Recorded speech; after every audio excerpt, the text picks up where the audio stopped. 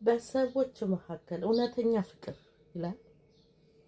በሰዎች ወይም በመላእክት ቋንቋ የመናገር ችሎታን ቢኖረኝ እንኳን ፍቅር ከሌለኝ እንደሚጮህ ናስናስ እንደሚንሿሿ ጽናጽን መሆኔን ነው።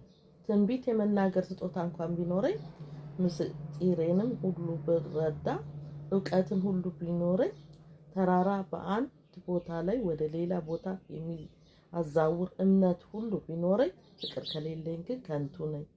ያለኝን ሁሉ ለድሆች ባካፍል ስጋዬንም እንኳን ሳይቀር በእሳት እንዲቃጠል አሳልፌ ብሰጥ ፍቅር ከሌለኝ ምንም አይጠቅምም። ፍቅር ታጋሽ ነው። ፍቅር ደግ ነው። ፍቅር አይቀየምም። ፍቅር አይታበይም። ፍቅር አይኮራም። ፍቅር ስርዓተ ቢስ አይደለም። ፍቅር ራሱን ጥቅም ብቻ ፈላጊ አይደለም። ፍቅር አይበሳጭም። ፍቅር ቢበደልም በደልን እንደ በደል አይቆጥርም። ፍቅር እውነት በሆነ ነገር ይደሰታል እንጂ ክፋት በሆነ ነገር አይደሰትም። ፍቅር ሁሉን ችሎ ይታገሳል። ፍቅር በሁሉ ላይ እምነቱን ይጥላል። ፍቅር በሁሉም ላይ ተስፋ ያደርጋል። ፍቅር በሁሉ ነገር ይጸናል። ፍቅር ሁልጊዜም ይኖራል እንጂ አይጠፋም።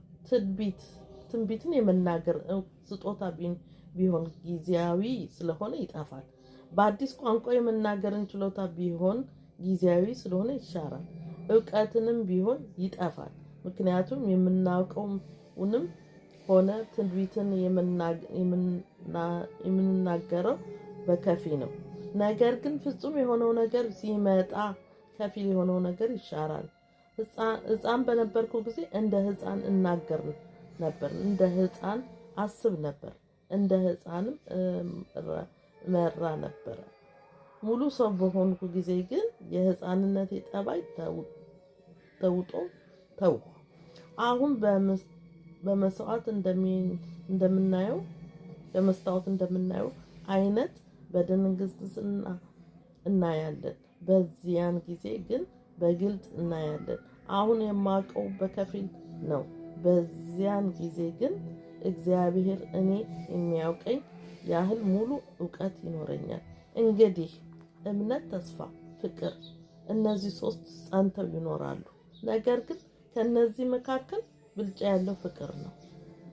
እንግዲህ እምነት፣ ተስፋ፣ ፍቅር እነዚህ ሶስት ጸንተው ይኖራሉ። ነገር ግን ከነዚህ ሁሉ መካከል ብልጫ ያለው ፍቅር ነው ይላል።